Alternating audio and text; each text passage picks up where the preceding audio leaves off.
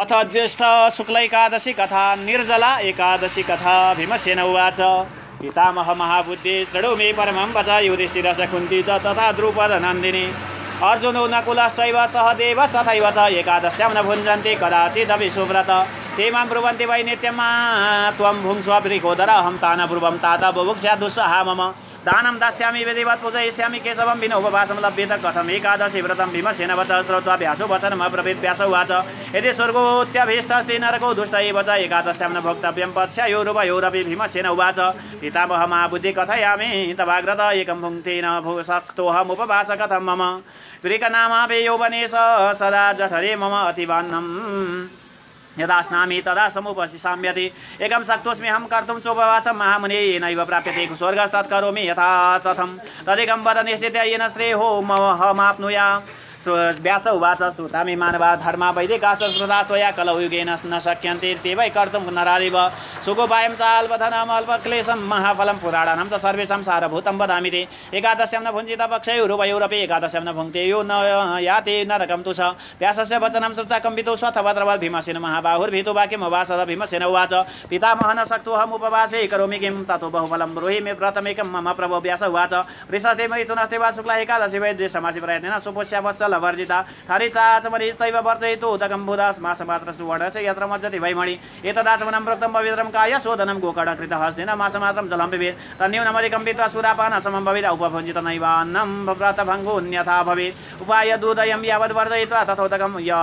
प्रयत्नादवाप्नोति द्वादश एकादशी फलं प्रभाते विमले जाते द्वादश्यां नानमाचरे जलं सुवर्णं दत्त्वा च द्विजातिभ्यो यथाविधि पुञ्जित कृतकृत्यस्तु ब्राह्मणैक सहितो वशे एवं कृते तु यत् पुण्यं भीमसेन शृणु स्वदा संवत्सरस्यामध्ये एकादशी भवन्ति वै तासां फलमवाप्नोति यत्र मे नास्ति संशय यदि मां केशवप्राह शङ्खचक्र गदाधर सर्वधर्मान् परित्यज्य मामेकं शरणं व्रज एकादशं निराहारान्न प्रापात्र मुच्यते द्रव्यशुद्धिकलौ नास्ति संस्कार स्मार्त एव च वैदिक च कुतश्चास्ते प्राप्ति दुष्टे कलौ युगे किन्तु ते बहुनोक्तेन वायुपुत्र पुनः पुनः एकादश्यां न भुञ्जित पक्षयोरुभयोरपि एकादशं शीते पक्षे ज्येष्ठस्योदकवर्जितम्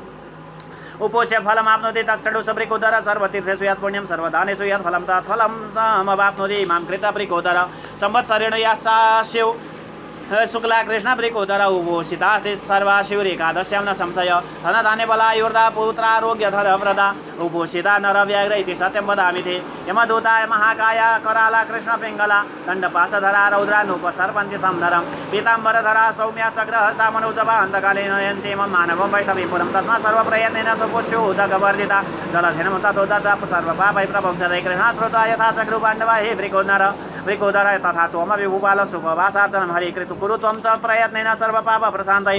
करिष्यामि यद्देवी स जलवर्जमुपोषणं भोक्षे परेणि देवी स ह्यनन्त तव वासरा इति उच्चार्य ततो मन्त्रमुपवास परो भवेत् सर्वपापविनाशाय श्रद्धादम समन्वितः के मेरुमन्दरमानं तु त्रियोतः पुरुषस्य वा सर्वं तद्भस्मतां याति एकादश्या प्रभवतः स काञ्चन प्रदातव्य घटुवस्त्र समृद्धतो यश निमं तस्यां कुरुते वै स पुण्यभागे फलकोटिसुवर्णस्य यामि स्नुते फलं दानं दानं जपं होमं यदस्यां कुरुते नर तत्सर्वं साक्ष्यं प्रोक्तम् एतत् कृष्णस्य भाषितं किंवा परिणधर्मिण निर्जलैकादशी निव उपसिता च विधिवत् वैष्णवं पदवाप्नुयात् सुवर्णमन्नं वासांसि यदस्यां सम्प्रतीयते तथैव च कुरु श्रेष्ठ सर्वं चाप्यक्षयं भवेत् एकादशी दिने योन्नं भुङ्क्ते पापं भुनक्ति च यलोके च स चाण्डालो मृत प्राप्नोति दुर्गतिं ये प्रदास्यन्ति दानानि द्वादशीं समुपोष्य च यस्यै मासे शीते पक्षे प्राप्स्यन्ति परमं पदं ब्रह्महावन्ते भस्तेन गुरुद्वेष्टा सदा नृति मुच्यते पाकतकैः सर्वैः द्वादशीयैरुपोषिता विशेषं श्रेणु कौन्तेय निर्जल एकादशी दिने तत्कर्तव्यं नरैस्त्रिभिः श्रद्धा दम समन्वितै जलसायितु सम्पूज्य दिव्याद्येयाधेनु स्तन्मयीं रथक्षं वन्दिपश्रेणाधेनु रथापि वा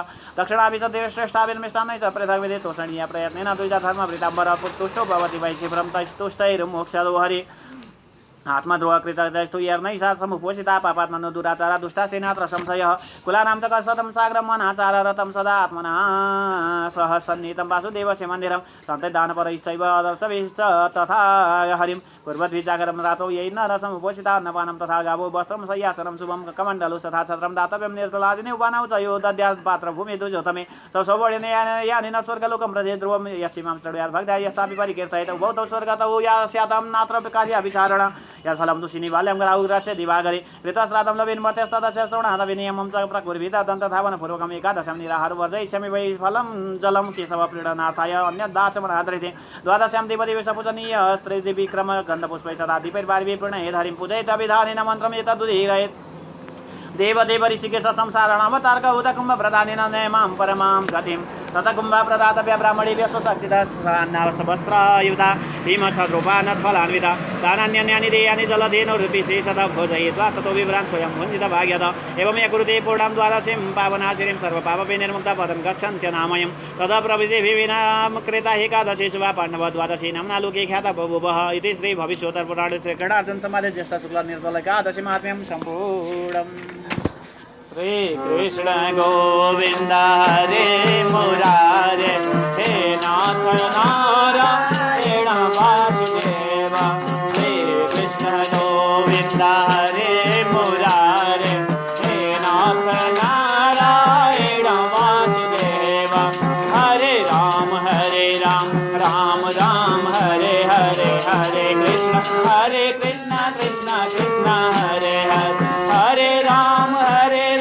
राम राम हरे हरे हरे कृष्ण कृष्ण कृष्ण हरे हरे हरे कृष्ण कृष्ण कृष्ण हरे हरे हे नाथ नारायण वासुदेव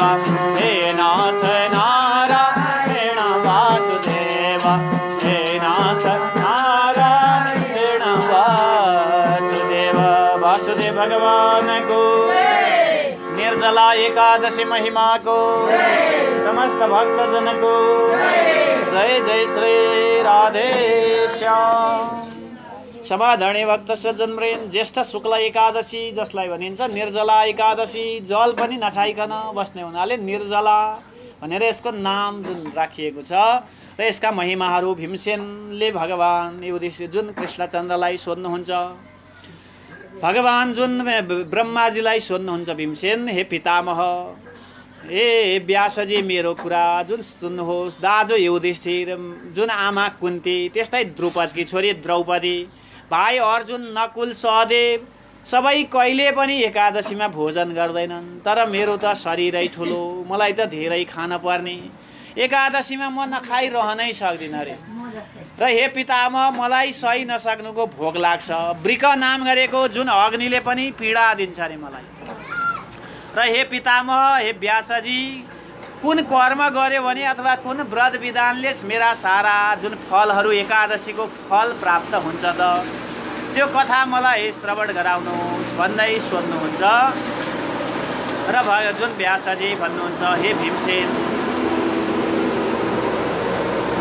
यदि तिमीलाई स्वर्ग प्यारो छ भने नरक अप्रिय छ भने दुवै पक्षमा पर्ने एकादशीहरूमा कृष्ण पक्षी शुक्ल पक्षी दुवै एकादशीमा नखानु। भीमसेन भन्नुहुन्छ हे पितामह मैले हजुरलाई बिन्ती चढाइसकेँ दिनमा एकपल्ट भरपेट खाए त मेरो भोक मेटिन्न भने खाँदै नखाए त म बस्नै सक्दिनँ उपवासै गर्न सक्दिनँ वृक नाम गरेको अग्निले जुन जठरमा भनौँ पीडा गर्दछ भने म नखाइकन बस्नै सक्दिनँ कसरी ती सम्पूर्ण मेरा जुन पुण्य फलहरू प्राप्त हुन्छ एकादशीका पुण्य व्रतको फलहरू प्राप्त हुन्छ त्यो बताउनुहोस् कल्याण हुन्छ कल्याण हुने मार्ग बताउनुहोस् भनेर सोध्नुहुन्छ।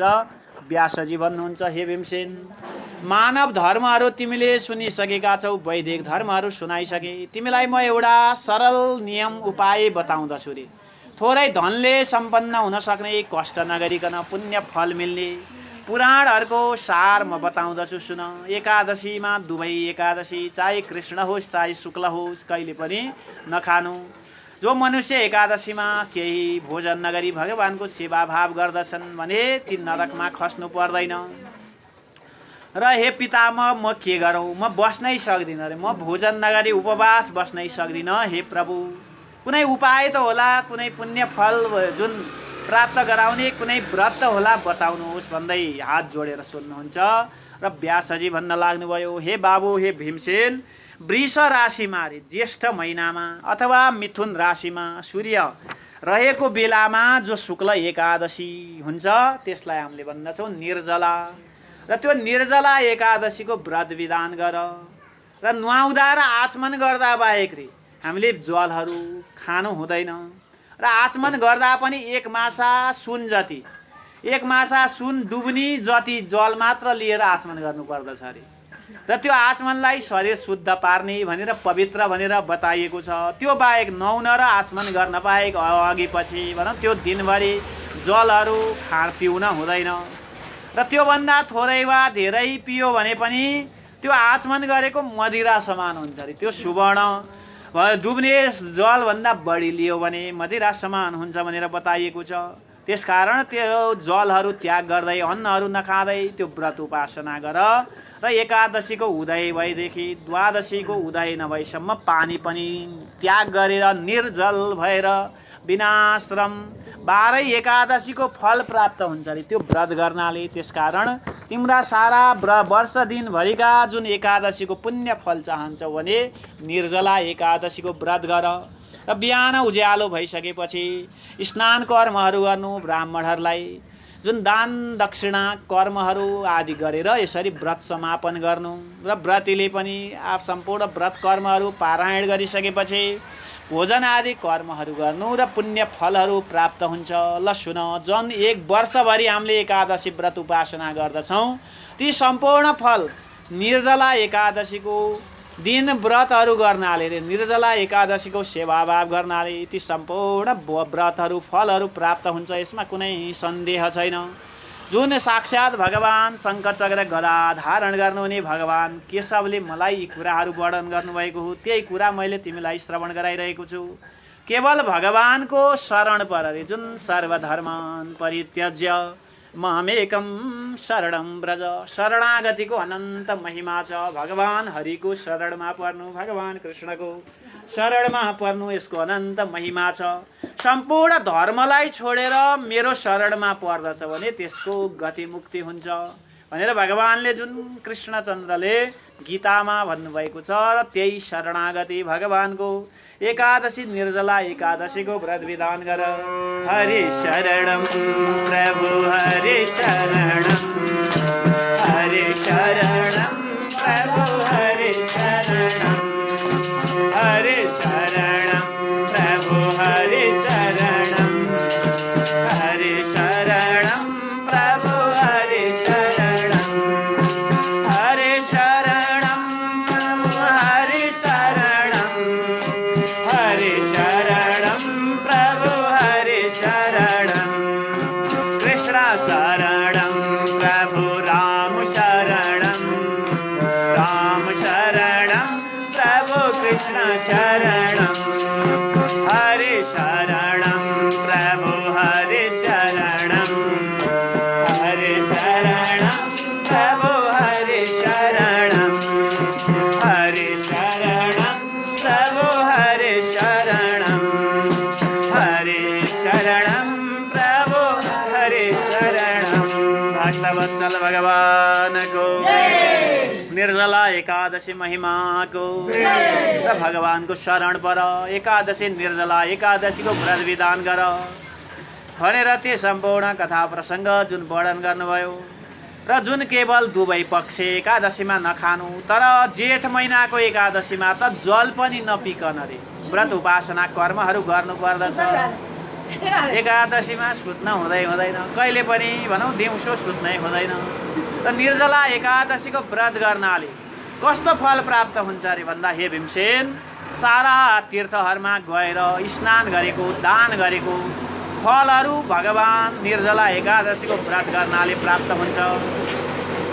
त्यस्तै वर्षभरि हामीले सम्पूर्ण एकादशीको व्रत विधान गरेर जुन फल प्राप्त हुन्छ भनौँ त्यो निर्जला एकादशीको व्रत विधान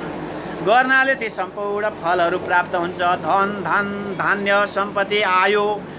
पुत्र पौत्र आरोग्य सम्पूर्ण ऐश्वर्यहरू पनि प्राप्त हुन्छ। र एउटा जुन सत्य कुरा बताउँदछु हे भीमसेन, नरव्याघ्र मनुष्यहरूमा बाघ जस्ता हे वीर हे वृकोदर जसले एकादशीको व्रत गर्दछन् भने यो शरीर नाश भइसकेपछि पनि बडा भयङ्कर जुन डरलाग्दा काला पहेँला शरीर भएका यमदूतहरूले भनौँ जुन तिनीहरूको डरहरू भयहरू तिनीहरूको डर भय त्रासहरू हामीले भोग्नु पर्दैन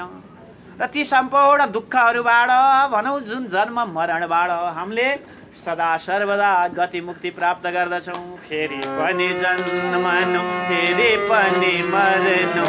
फेरि पनि आमाकै गर्भमा पर्नु। भज गोविन्दम भज गोविन्दम गोविन्दम भज मूढमते। फेरि पनि जन्मनु फेरि पनि मर्नु फेरि पनि आमाकै गर्भमा पर्नु। भज गोविन्दम भज गोविन्दम भज गोविन्दम भज गोविन्दम भज गोविन्दम भज गोविन्दम भज गोविन्दम भज गोविन्दम। गोविन्द भगवानको र भगवानको भजन गर्नाले एकादशीको व्रत उपासना गर्नाले जन्म मरणबाट पनि छुटकारा मिल्छ। र जसले निर्जला एकादशीको दिनमा जुन व्रतमा जल पनि नपिकन व्रत उपासना गर्दछन् र भोलिपल्ट जल भरिएको घडा गाईदान आदि गर्दछन् भने सारा दुःखबाट नष्ट पापहरूबाट नष्ट सम्पूर्ण पापबाट छुटकारा प्राप्त गर्दछन्। र हे पाण्डवहरूमा हे वृकोदर हे भीमसेन यसरी भगवान कृष्णचन्द्रले मलाई यो दिव्य ज्ञान दिनुभएको थियो भने जुन एकादशीको व्रत तिमीले गर्दछौ भने सारा एकादशीको पुण्य फलहरू तिमीले प्राप्त गर्दछौ। हे अनन्त हे देवश जुन भगवानको तिथि परेको बारदेखि दोस्रो दिन मात्रै जुन जल ग्रहण गर्दछु अब म पनि भगवानको उपासना गर्दछु भनेर भीमसेनले पनि प्रतिज्ञा गर्नुभयो, सङ्कल्प गर्नुभयो र सारा पाप नष्टका लागि आफ्नो इन्द्रियहरूलाई संयम राखेर व्रत विधानहरू गर्न तत्पर हुनुभयो। स्त्रीको होस् अथवा पुरुषको सुमेरु पर्वत मन्दराचल पर्वत जति थुप्रो पापहरू थुप्रिए पनि सारा पापहरू नष्ट हुन्छन्। शुद्ध जल भरिएको रेशमी वस्त्रले बेरिएको सुनसहितको घडा दान आदि गर्नाले सम्पूर्ण पुण्य फलहरू त्यो पुण्यको भागी प्राप्त गर्दछन्। र जसले एकादशीको प्रत्येक प्रहरमा स्नान गर्दछन् दान गर्दछन् जप गर्दछन् हवन गर्दछन् भने करोडौं पल सुनदान गरेको फलहरू प्राप्त गर्दछन्। अक्षय अविनाशी फलहरू प्राप्त गर्दछन्। र सम्पूर्ण जुन निर्जला एकादशीको अनन्त महिमाहरू छन्। एकादशीमा सुन अन्न वस्त्र दान गर्नाले ती सम्पूर्ण अनन्त महिमाहरूलाई अनन्त फलहरूलाई प्राप्त गर्दछन्। र जो जन एकादशीको दिनमा भोजन गर्दछन् भने चाण्डाल लोकलाई प्राप्त गर्दछन् दुर्गतिमा प्राप्त हुन्छन्। व्रत बसेर भगवानको सेवाभाव गर्दै निर्जल भएर भगवानको उपासना गर्दछन् व्रत उपवास गर्दछन् भने मोक्ष गति प्राप्त गर्दछन्। ब्रह्म हत्या मदिरापान गर्ने चोरी गर्ने हत्या हिंसा गर्ने द्वेष गर्ने यस्ता सारा पापहरूबाट मुक्ति प्राप्त गर्दछन्। र हे नृपश्रेष्ठ गाई दान मात्र गर्नाले पनि घिउलाई गाई मानेर दान गर्नाले पनि अनन्त फलहरू प्राप्त गर्दछन्। र जसले एकादशीको व्रत उपासना गरेर भनौँ जुन पुण्य गतिलाई भोग्दछन् भने जसले कर्महरूको निन्दा गर्दछन् भने ती दुराचारमा प्राप्त हुन्छन् र पाप कर्ममा लागेका सम्पूर्ण ती दुर्गतिमा प्राप्त हुन्छन्। र सम्पूर्ण जसले एकादशीको दिनमा जुन सुवर्ण दान जुत्ता छाता दान आदि गर्दछन् भने तिनीहरू पनि स्वर्ग लोकलाई प्राप्त गर्दछन्। र यो कथालाई जसले श्रवण गर्दछन् पढ्दछन् सुन्दछन् भने तिनीहरू पनि स्वर्ग आदि लोकलाई प्राप्त गर्दछन्। र यो जल पूर्ण घडा दानको प्रभावले मलाई पनि श्रेष्ठ गतिमा पुर्याउनुहोस् वैकुण्ठ लोक लैजानुहोस् हे भगवान हे कृष्णचन्द्र हे देवदेव हे ऋषिकेश भन्दै यसरी भगवानको सेवाभाव गरेर घडा दान आदि कर्महरू जुन सम्पन्न गर्नुभयो र भगवानलाई यसरी प्रसन्न पार्नु भनेर यी सम्पूर्ण विधिहरू पनि जुन वर्णन गर्नुभयो। र हे भीम यस प्रकारले आफ्नो साउगा शक्ति अनुसारले वस्त्रहरू छाता जुत्ता गाईदान सुवर्णदान अन्न धान्यदान आदिका सम्पूर्ण अनन्त महिमाहरू छन्। र त्यसमा पनि विशेषतः जलदान जल पूर्ण घडादान आदि कर्महरू गर्नुपर्दछ। र निर्जला एकादशीको दिनमा पूर्ण घडाले युक्त भएको जलले भरिएको घडादान गर्नाले र धेनुदान गर्नाले अनन्त फलहरू प्राप्त गर्दछन् भनेर यसरी निर्जला एकादशीको यी महिमाहरू जुन व्रत उपासना विधि नियमहरू जुन वेदव्यासले भीमसेनजीलाई कथा प्रसङ्गहरू जुन श्रवण गराउनुभयो र भगवान् कृष्णचन्द्रले पनि अर्जुनजीलाई युधिष्ठिर महाराजलाई यी कथा प्रसङ्गहरू जुन श्रवण गराउनुभयो सुतजीले पनि